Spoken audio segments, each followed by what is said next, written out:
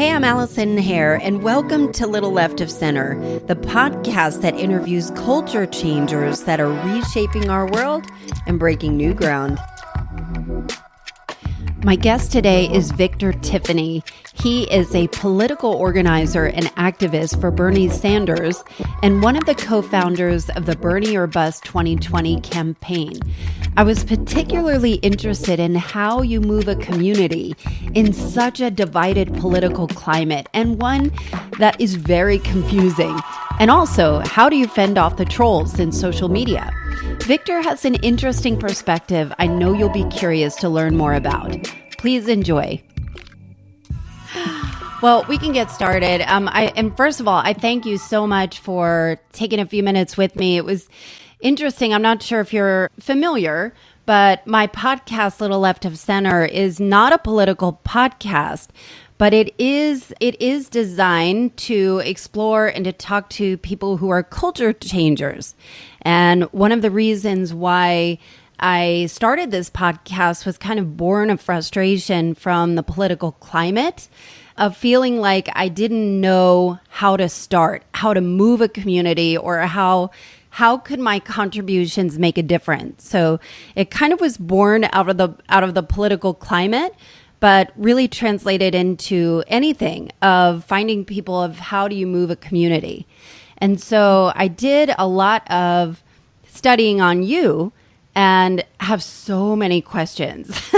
Sure. Yeah. So I just found out not too long ago, and we've confirmed that just last weekend, that we moved not only a nation of Bernie supporters, but also there's now something called a Bernie or Bust generation.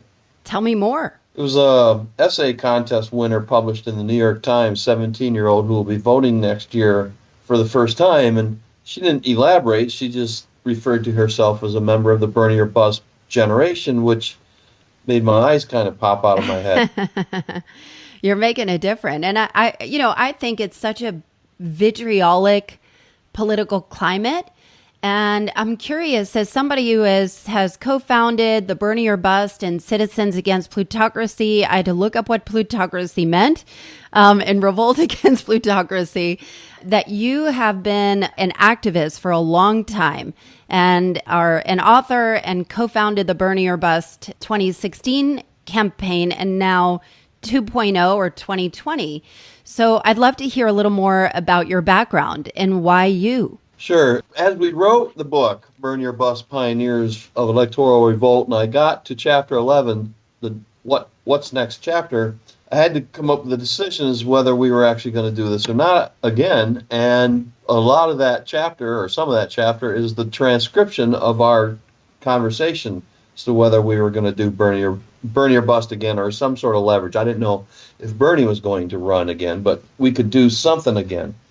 And through that conversation, it was decided we were going to do something. And now the question was, who were we going to back this way? And I saw a video from a commentator during in the lineup to the midterms, and she was complaining that the Justice Democrats was sort of brought about by two or three people who laid out, the criteria for a Justice Democrat, the name Justice Democrat, the platform for the Justice Democrats, and she didn't think that was very democratic. So I took that to heart, and I realized, well, a handful of us can't be deciding who the next president is going to be if this leverage strategy actually works.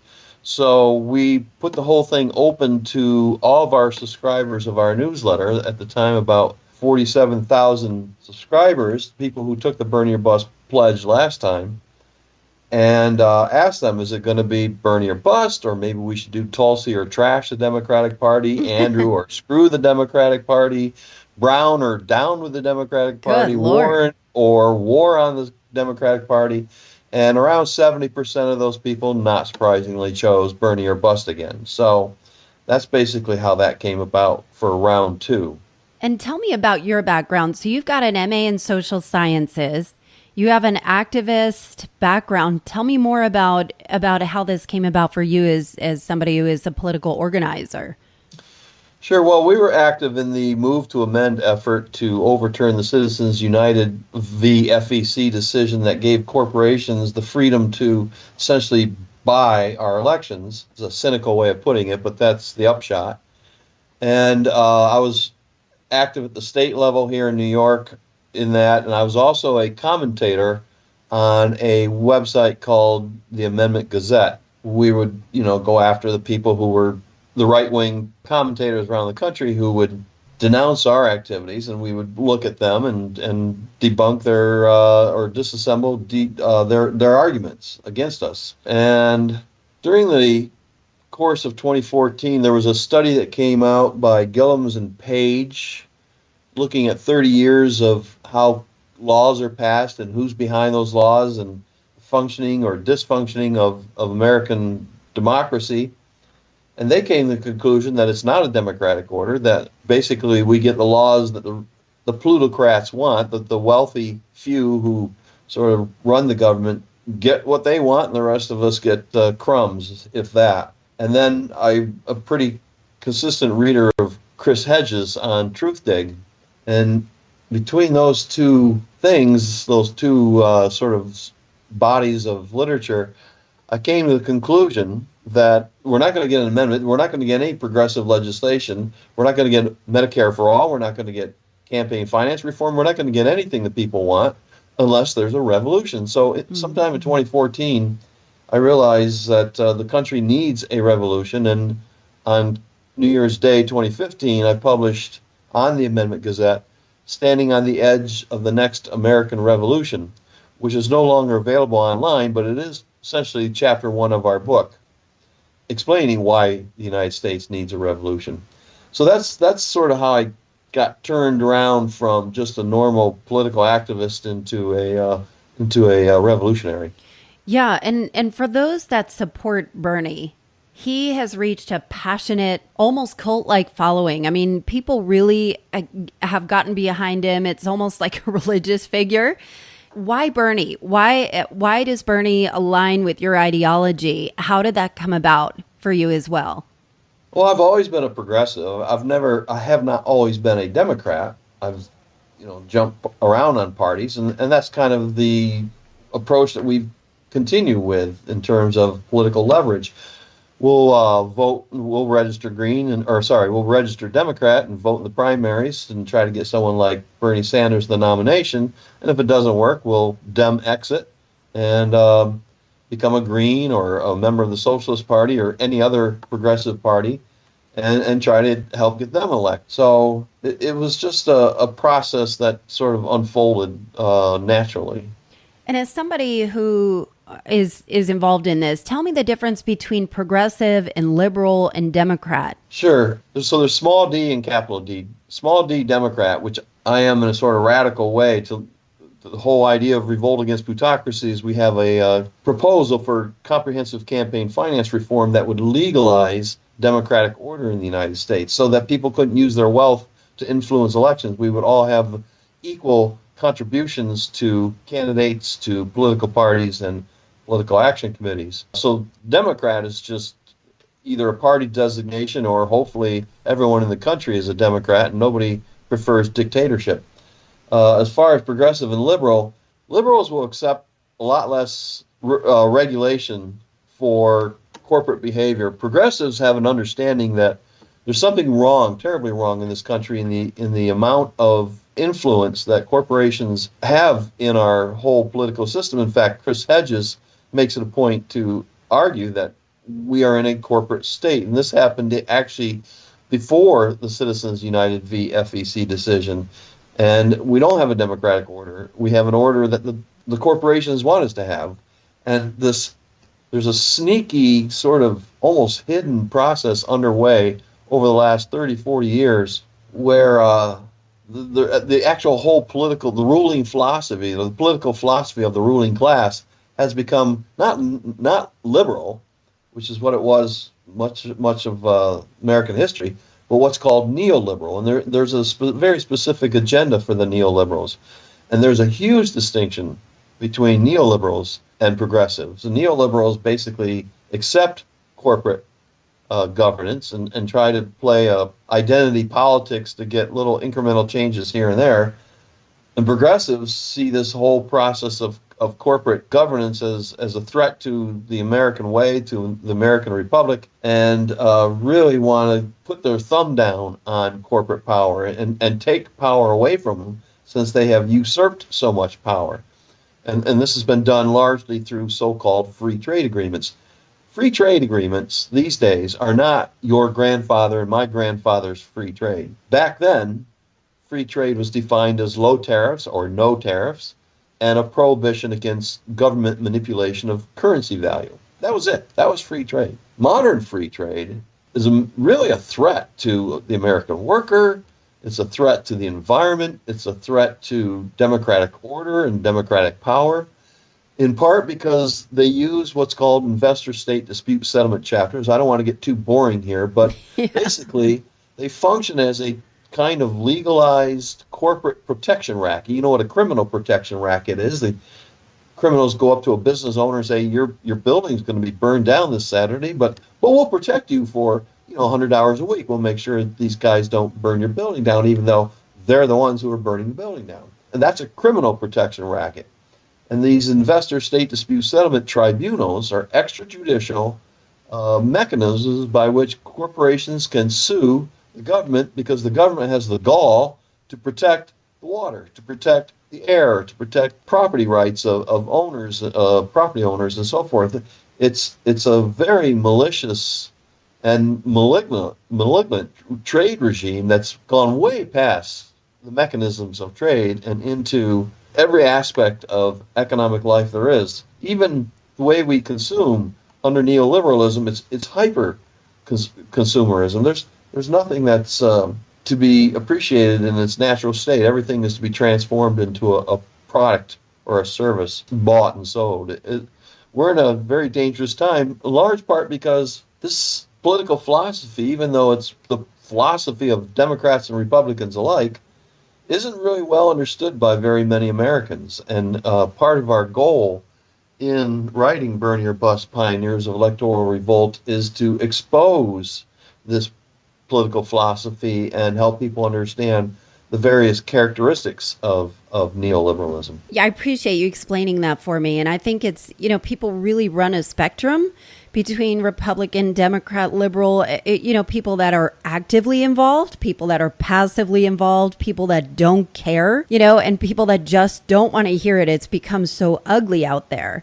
When you consider who you target for Bernie or Bust, who is your target audience? Yeah, there's two answers, because there's two things that question could mean. One is, who do we target to take the Bernie or Bust pledge, to become a Bernie or Buster? And that would, of course, be supporters of Bernie Sanders. As far as who we target with this message that there's more and more people becoming Bernie or Bust, there is a generation of Bernie or Busters. There is more Bernie or Trumpers, that is swing voters, than there are official Bernie or Busters.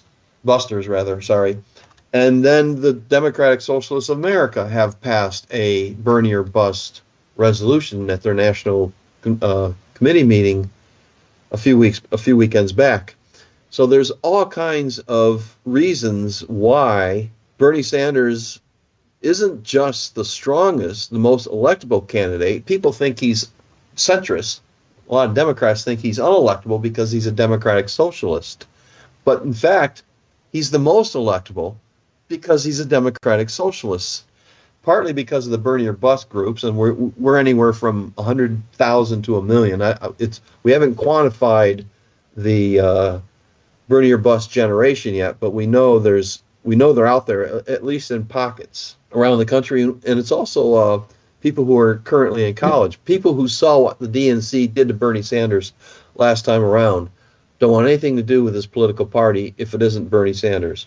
But we want Democrats to understand it's Bernie or Bust. All categories of Bernie or Bust aren't another candidate's biggest problem. There's a study that came out in 2015 by French political economist Thomas Piketty, who looked at 70 years of voter behavior in the United States, England, and France, and published a paper about it, and explained that poor people in in all three states, poor people and poorly educated people will not come out and vote at all unless there's a social democrat on the ballot, somebody offering them things that they need, like free education so they can improve their lot in life, a higher minimum wage so they can earn more and when for the time they put in on the job, and Medicare for all because they're in desperate straits health-wise and they can't afford dental cleaning, much less a physical or health care when they actually do get sick. These are people who desperately need this kind of democratic socialist agenda. And poor people, there's a lot more poor people in this country than there are Bernie or busters in any formulation of that phrase. And there's a lot more poorly educated people in this country than there are Bernie or busters. So they're not coming out. These people are not coming out for Elizabeth Warren. They're not coming out. In fact, we looked very carefully to see if we could take credit for the defeat of Hillary Clinton in 2016. And we would have claimed credit if we could have, but we fell in Pennsylvania 9,600 votes short of claiming credit for that. That was when Bernie or Bust was a pioneering effort.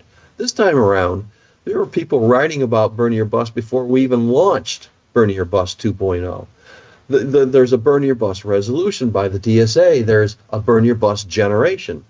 So even though we're a much bigger threat this time around to someone like Elizabeth Warren or Joe Biden or any of these other establishment Democrats, we're the least of their problems. These poor people and these poorly educated people aren't coming out for any establishment Democrat, but they will come out for Bernie Sanders. So we believe not only is Bernie the strongest, the most electable candidate, and I have to add a caveat, barring a market crash, stock market crash, or a recession.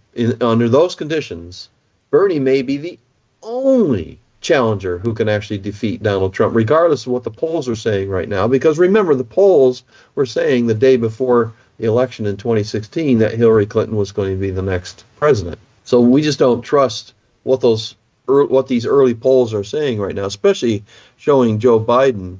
But he can't speak normally. He's sunsetting compared to, for example, Bernie Sanders, who, even though he's older than Biden, he's still very much in his prime. Well, we also have a president that can't speak in complete sentences either. So I don't know that the bar is that high, from a communication perspective. And I think that kind of brings me to, with media controlling so much of the narrative, if you understand the media, you can't believe everything you read in any direction. Anything that you see, it's very, very biased. So how does Bernie push through?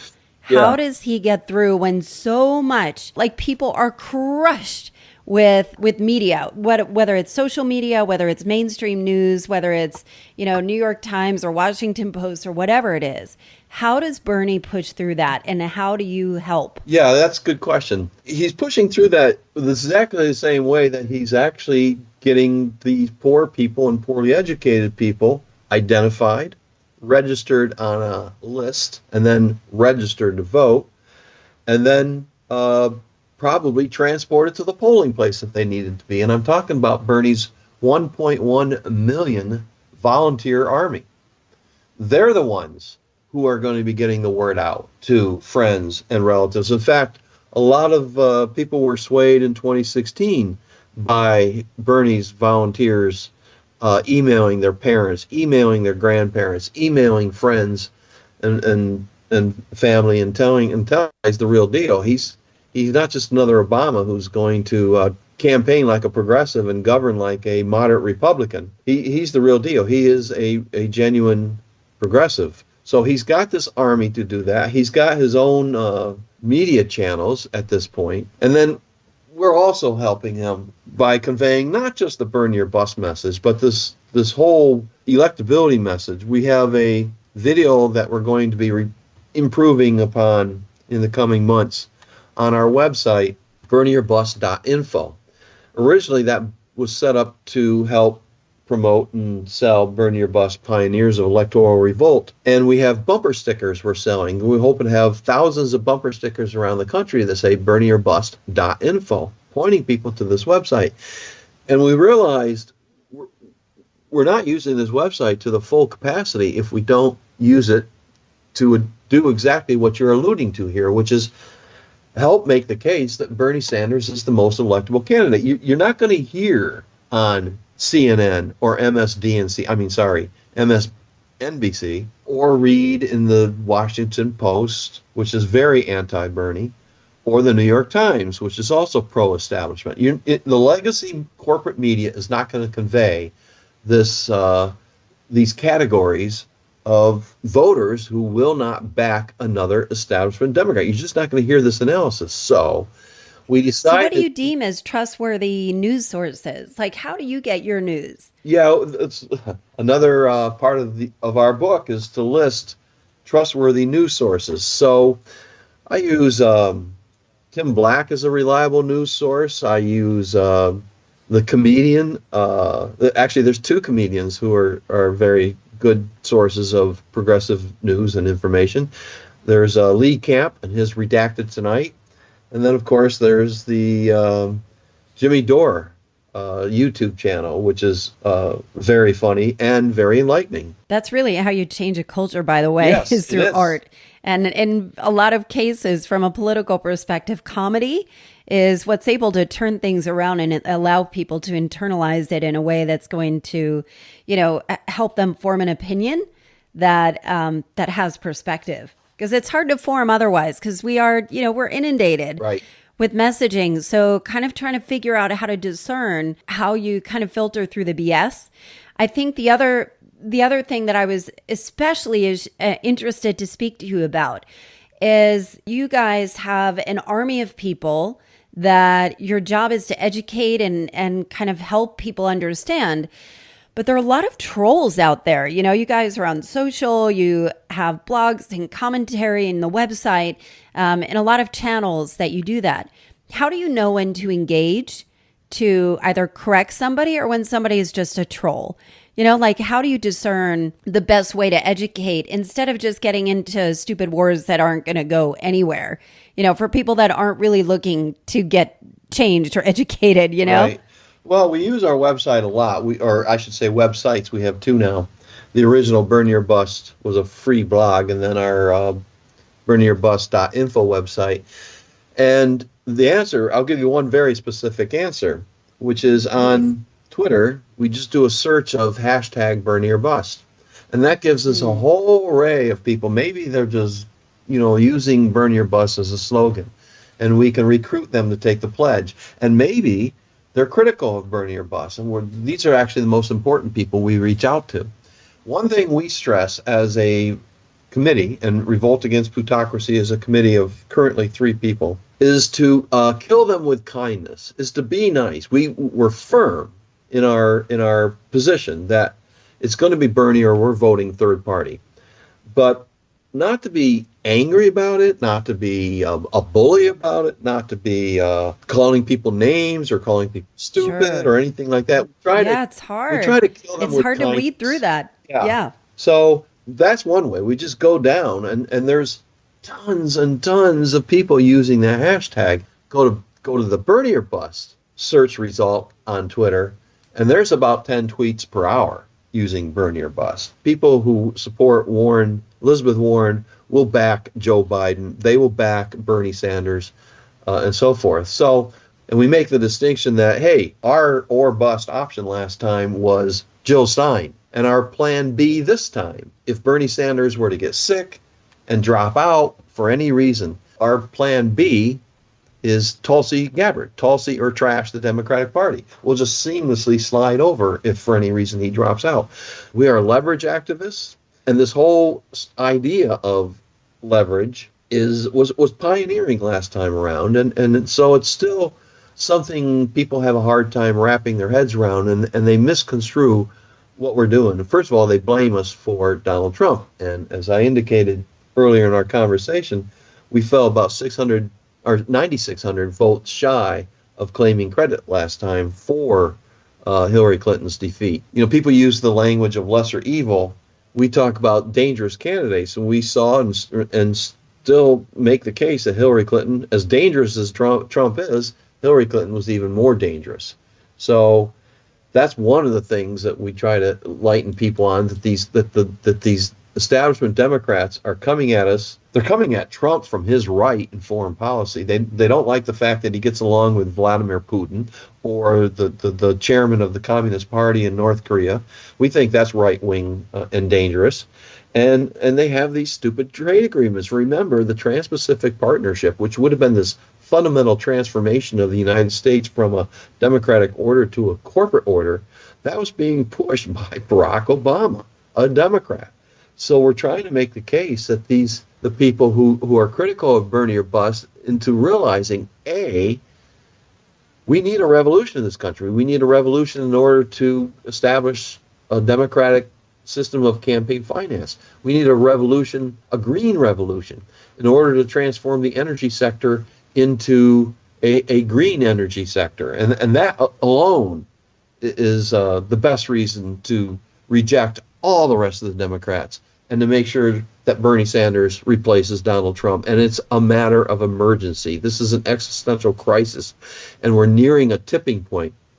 We don't think 4 more years of either a neoliberal Democrat or Donald Trump is going. We think 4 more years of either of them will make it impossible to turn this thing around. We're facing human extinction. It's I very think people are starting to grab the concept, specifically now in September when it's hurricane season. So people are affected. I mean, we are starting to see in real time what's happening in the climate crisis. And I'm wondering, if Bernie doesn't get the nomination, if Tulsi Gabbard doesn't get the nomination, you said that you're going to vote third party. Do you feel that no vote gives votes to Trump? All these things contribute to, whether it's voting third party or staying home, or I guess those are the two choices, or writing in Bernie Sanders, which is our original idea, and we've been trying to turn people away from that because it's a mere protest. But all of these would, in fact, inadvertently help Donald Trump. But the purpose is not helping Donald Trump. The purpose is to defeat neoliberalism, right? There's 2 purposes here. The whole idea is to convey to Democrats in no uncertain terms, if you want to defeat Donald Trump, you must nominate Bernie Sanders. But if they don't do that, which is the premise of your question, then our intention, this whole idea of leverage and voting for a progressive third party, aims to escort or transport the neoliberal Democratic Party into the ash can of history. And if that means they're going to have Republican administration after Republican administration until Democrats finally understand that neoliberalism is the bottom of support has dropped out from beneath neoliberalism. That's happened now. This is coming from someone like Cornel West, and we recognize it too. But trying to get that across to Democrats who listen to CNN and read New York Times or the Washington Post, who don't understand just what a dangerous threat this neoliberal political philosophy is to workers and the environment and so forth, trying to get them to understand that centrist is a euphemism for neoliberal. And so you back someone like Joe Biden, and sure, you recognize his name, but look at what he's done in his career. And we have a tab on our website called Neoliberals, and almost every day I'm adding an article about something by a progressive somewhere published online that's critical of Joe Biden. Are you familiar with Sean King? Yes. He's the activist and is the leader. He's been a leader of Black Lives Matter and is also the leader of Flip the Senate, or howweflipthesenate.com. And he succinctly breaks down what it takes to make a huge change. And he broke it down into 4 parts. And the first thing is you need to energize people. Bernie definitely has that, a deeply, deeply organized plan. And then, or deep organization, I should say. And the third thing is that you need an organized plan that's equally as complex as the problem. So it has to match how complex the problem is. And the fourth thing are resources and finances. So given that breakdown, how is Bernie or bust set up to win? Well, let's start with money. Last time around, Bernie or bust began with one person, me, testing out the pledge form to make sure it worked right. This time we're starting out with 47,000 potential donors. Right? So if they donate just $1 a month, We have a huge advertising budget. Organization, we're pretty sparse organizationally. I was just thinking about this not too long ago, not in light of what Sean King said, but just in terms of how flexible we are. A heavier organization, a larger organization takes more time to make a decision. They're less mobile. We are extremely flexible. We're a small committee. We might be 3 people, we might be 7 people. We can very quickly make decisions. So we're much more fleet than a heavier and larger. It sounds like you're able to be nimble. Thank you. That's the word I was looking for.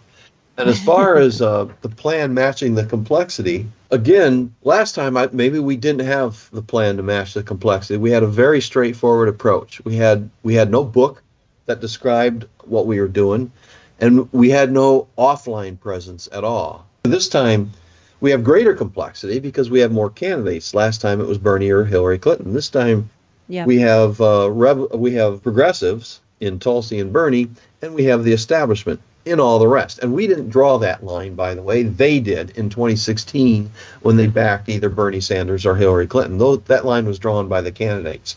So the complexity is a little greater because you've got Elizabeth Warren, who a lot of progressives are supporting, thinking she's progressive, not realizing, in our view, that she's an establishment politician running to the left to try to make sure that the progressives are divided and Bernie Sanders does not go into the DNC with a majority of delegates, pledged delegates.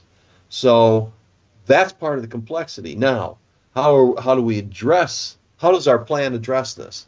You're actually participating in it right now. Last time we didn't do any podcasts. We didn't even think about doing podcasts.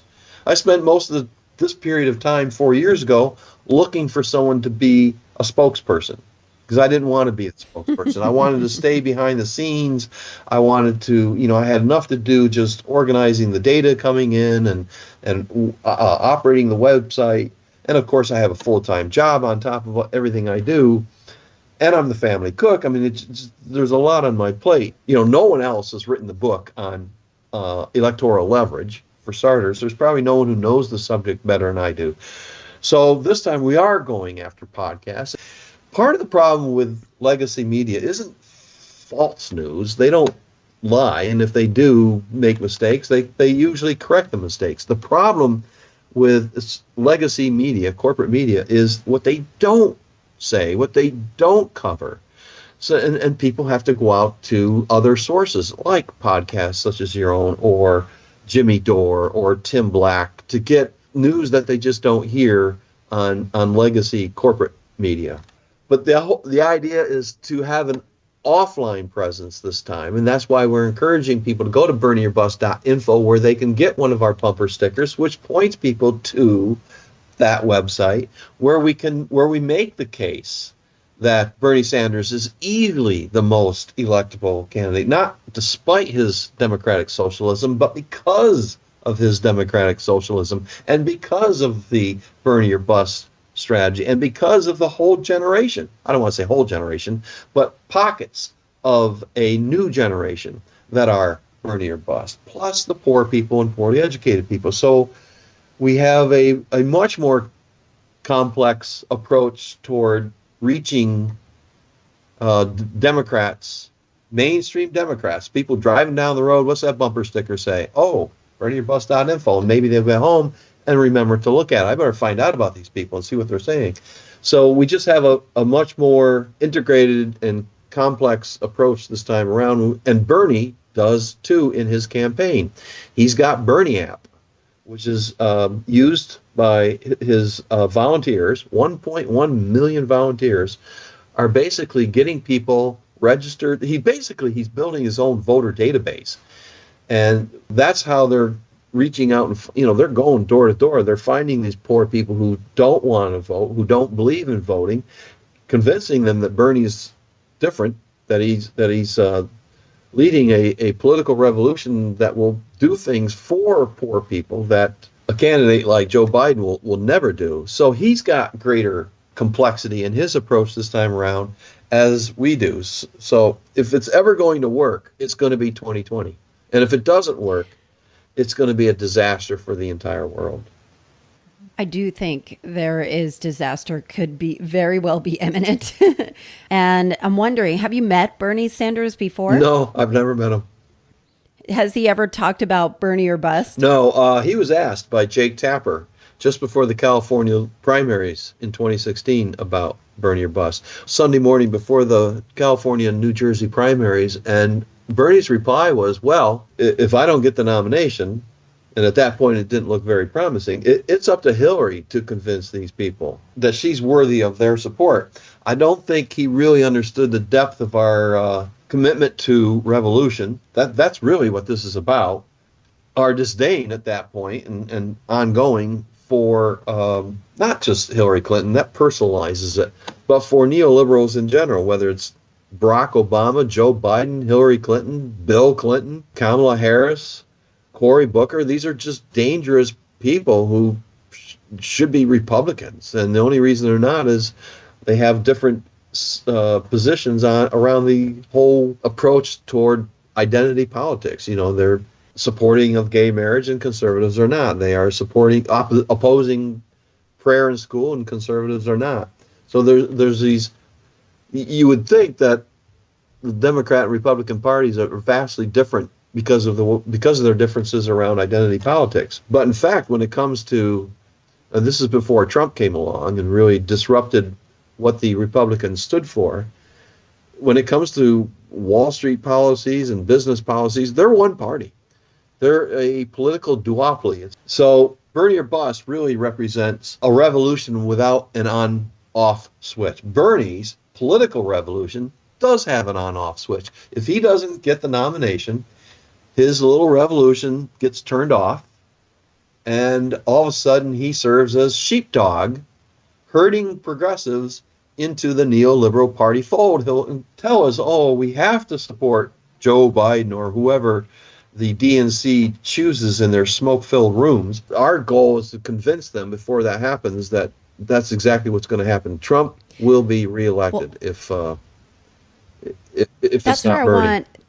Yeah, that's where I want to hold for a second, because, you know, what you just explained from a Bernie or bust perspective, from a Bernie perspective, that it's a very grassroots, from the people, for the people approach. How do you inspire non-Bernie voters? And especially if you're looking at Bernie or bust, these are people that are already kind of on the Bernie train. So is your goal to inspire non-Bernie voters? And how do you do it in a way that is effective and not just you shouting into the abyss? Yeah, so the campaign's approach and our approach is quite different. They have their volunteers and they're trained to listen carefully and then do the talking, or do some talking, do their persuasion and whatnot. Our approach this time is quite a bit different than last time. Our approach is softer. We let them figure out that this is a demand. People who might be leaning toward Warren or Biden and so forth, we let them figure out, and again, this is what we're doing in this opening monologue on our website that we direct people to using the bumper sticker, that we basically lay out that there's a whole bunch of Bernie or bust things out there. And if they want to unite the Democratic Party, there's only one candidate that's going to make that happen. So it's while Bernie or bust is a form of extortion, we don't present it quite that way. We let them figure out, wait a minute, this sounds like extortion to me, rather than saying, hey, support Bernie Sanders and nobody gets hurt. This time around, it's a little bit trickier. And what we're hoping to do is just convince people through this integrated strategy that we have, that partly because of Bernie or bust, but mostly because of lack of support for the Democratic Party establishment. They've lost hundreds of seats around the country. The best election they've had in a long time was the midterms, and that was because Donald Trump was so horrible. There was a blue wave in the House just to offer resistance to his corporate agenda. But really, it's going to be someone like Bernie Sanders, or not someone like, it's got to be Bernie Sanders if they want to turn the House.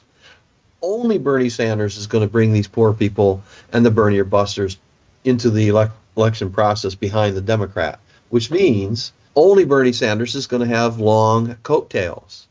In other words, if Bernie is the nominee, they can flip the Senate and turn that blue and build their majority in the House and make that bluer and get more progressives elected into the House. So the persuasion this time is that Bernie or bust is a factor that you need to weigh into consideration when you look at who you're going to support when you go out and vote in the primaries. If they want to unite, they have to figure out who's the best candidate, who has the greatest ability to do that. So it's a persuasion. It's not so much of a demand this time around as much as it's Bernie or bust is a factor that Democrats have to weigh if they want to throw Donald Trump out of office and throw Mitch McConnell out of his position as majority leader. Bernie or bust is the best candidate, or I'm sorry, Bernie Sanders is the best candidate to do that. Who's running? Right. So how can people get involved? If this is really resonating for people, how do they get involved and contribute to Bernie or bust? What does that look like? Sure. Well, how can they get involved? BernieOrBust.info is kind of a hub. And from there, they can get a bumper sticker. They can get the book, which we're asking people to share with other Democrats, not just read and stick on a bookshelf. That's not the purpose of this book. This book is an instrument of peaceful revolution. And by the way, we are not going to keep the proceeds. We're not going to get wealthy off this book or rich off this book. The money we make for Bernie or bust is going back into our political action committee to help Bernie Sanders win the nomination and then the general election. But from there, they can go, there's a button on the right-hand side where they can take the Bernie or bust pledge. And they can take that pledge, but there's also on that website a tab at the top or a web page called Movement Building. And that explains a lot of tutorials, show how to promote Bernie or bust on social media. Also, if they sign up as a volunteer, they fill that tab out as a volunteer, we're going to get them involved in, if they're on Facebook, in a we call the rap sheet. But basically, we have tutorials all set up. It's a turnkey operation. Just follow along the tutorials once or twice. You'll get it. You'll understand exactly what we're doing, and then you can just operate this whole thing on your own. Spread the Bernie or bust word and basically help make the case that if you don't follow Bernie's light, we're going to continue running from Trump's fire. So how can people find you? Yeah, on Facebook, we are Revolt Against Plutocracy, the page. That way they can reach out to us on a message on that page. If you're not on Facebook, it's at Bernie or Bust on Twitter. In other words, just get that phrase in front of them so they have to start figuring out what the heck's going on here so that they can come to their own understanding that Bernie Sanders is easily the most electable challenger to the president. Again, the caveat being, unless there's a market crash. And with that, we are at the top of the hour. I can't thank you enough, Victor, Tiffany, for spending some time and explaining more about Bernie or Bust. I'm excited to get this out to the world as well. Yeah, me too. And I appreciate this, Allison, for inviting me and giving me this chance to explain what our strategy is and what our approach is and some of our tactics. Thanks for making it all the way through to the end of the episode and listening to my chat with Victor Tiffany of Bernie or Bust. I've linked the campaign info and some of his references in the show notes. In the meantime, I truly hope you'll not only subscribe to Little Left of Center, but leave a review and continue sharing these episodes. They make a huge impact when you keep sharing. Sharing is caring. I'm also looking for sponsors for future episodes and having some exciting new things in the works. Thanks so much for listening, and I will see you next week.